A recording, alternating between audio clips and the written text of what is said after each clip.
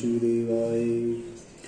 हे धनंजय, आसक्ति को त्याग कर तथा सिद्ध और असिद्ध में समान बुद्धि वाला होकर योग में स्थित हुआ कर्म को कर। यह समत्व भाव ही योग नाम से कहा जाता है। इस समत्व रूप बुद्ध योग शेष काम कर्म अत्यंत तुच्छ है। इसलिए हे धनंजय, समत्व बुद्ध योग का आश्रय ग्रहण कर, क्योंकि फल की वासना वाले अत्यंत दीन है। समत्व बुद्ध युक्त पुरुष पाप पुण्य दोनों को ही श्लोक में त्याग देता है, अर्थात उससे लिपायमान नहीं होता है। इससे समत्व बुद्ध योग के लिए ही चेष्टा कर। यह समत्व बुद्ध रूप योग ही कर्मों में चित होता है, अर्थात कर्म बंधन से छूटने का उपाय।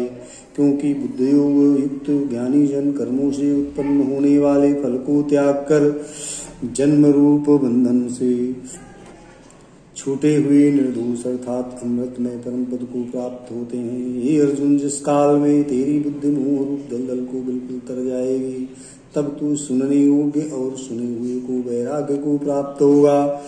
जब तेरी अनेक प्रकार से सिद्धांतों को सुनने से विचलित हुई बुद्धि परमात्मा के स्वरूप में अचल और स्थिर ठहर जाएगी, तब तू समत्व रूप योग को प्राप्त होगा। इस प्रकार भगवान के वचनों को सुनकर अर्जुन ने पूछा, हे केशव, समाज में स्थित पुरुष का क्या लक्षण है और स्थिर बुद्ध पुरुष कैसे बोलता है, कैसे बैठता है, कैसे चलता है। उसके उपरांत श्री कृष्ण महाराज बोले, हे अर्जुन, जिस काल में ये पुरुष मन में स्थित संपूर्ण कामनाओं को त्याग देता है, उस काल में आत्मा से ही आत्मा में संतुष्ट हुआ स्थिर बुद्ध वाला कहा जाता है। तथा दुखों की प्राप्ति में उत्तेजित मन जिसका और सुखों की प्राप्ति में दूर हो गई हो ईर्ष्या जिसकी तथा नष्ट हो गए हैं राग भय और क्रोध जिसके ऐसा मुनि स्थिर बुद्ध वाला कहा जाता है। हे अर्जुन, सर्वत्र स्नेह रहित हुआ उन शुभ तथा अशुभ वस्तुओं को प्राप्त होकर न प्रसन्न होता है और न द्वेष करता है, उसकी बुद्धि स्थिर है। कछुआ जैसे अपने अंगों को समेट लेता है, वैसे ही ये पुरुष सब ओर से अपनी इंद्रियों के वश में करके तब उसकी बुद्धि स्थिर होती है। यद्यपि इंद्रियों के द्वारा विषयों का न ग्रहण करने वाले पुरुष के भी केवल विषय तो निवृत्त हो जाते हैं, परंतु राग नहीं निवृत्त होता। इस पुरुष का तो राग भी परमात्मा को साक्षात करके निवृत्त हो जाता है।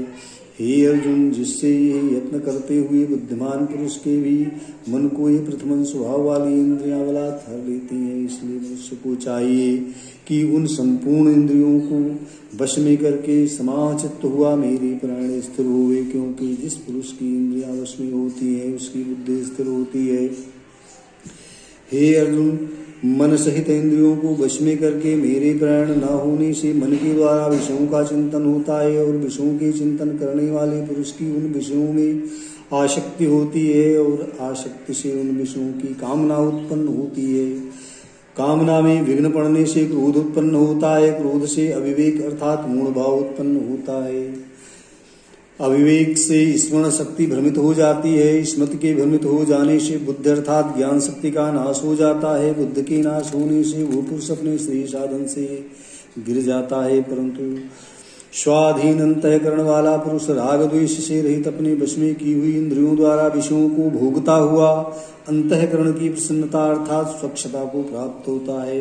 उस निर्मलता के होने पर उसके संपूर्ण दुखों का अभाव हो जाता है और इस प्रसन्न चित्त वाले पुरुष की बुद्धि शीघ्र ही इस प्रकार स्थिर हो जाती है। हे अर्जुन, साधन रहित पुरुष के अंतःकरण में श्रेष्ठ बुद्धि नहीं होती है और उस आयुक्त के अंतःकरण में आस्तिक भाव भी नहीं होता है। बिना आस्तिक भाव वाले पुरुष को शांति भी नहीं होती है, फिर शांत रहित पुरुष को सुख कैसे हो सकता है? क्योंकि जल में वायु नाव को जैसे हर लेता है, वैसे विषयों में विचरती हुई इंद्रियों के बीच में जिस इंद्रिय के साथ मन रहता है वह एक ही आयुध इंद्रिय पुरुष की बुद्धि का हरण कर लेती है। इससे हे महाबाहो, जिस पुरुष की इंद्रियां सब प्रकार से इंद्रियों को विषयों को वश में की हुई होती है उसकी बुद्धि स्थिर होती है। हे अर्जुन, संपूर्ण भूत प्राणियों के लिए जो रात्रि है उस नित्य शुद्ध बोध मैं स्वरूप परमानंद में भगवत को प्राप्त हुआ योगी पुरुष जागता है। और जिस नाशवान क्षण संसारिक सुख में सब भूत प्राणी जागते हैं, तत्व को जानने वाले मुनि के लिए वो रात्रि है। जैसे सरोवर से परिपूर्ण अचल प्रतिष्ठा वाले समुद्र के प्रति नाना नदियों के जल उसको चलायमान न करते हुए ही समा जाते हैं, वैसे ही जिस स्थिर बुद्ध पुरुष के प्रति संपूर्ण भोग किसी विकार का उत्पन्न किए बिना ही समा जाते हैं, वो पुरुष परम शांति को प्राप्त होता है, न कि भोगों को चाहने वाला। क्योंकि जो पुरुष संपूर्ण कामनाओं को त्याग कर ममता रहित और अहंकार रहित स्प्रिया रहित तथा बरतता है, वो शांति को प्राप्त होता है। हे अर्जुन, यह ब्रह्म को प्राप्त हुए पुरुष की स्थिति है। इसको प्राप्त होकर योगी कभी मोहित नहीं होता है और अंत काल में भी इस निष्ठा में स्थिर होकर ब्रह्मानंद को प्राप्त हो जाता है।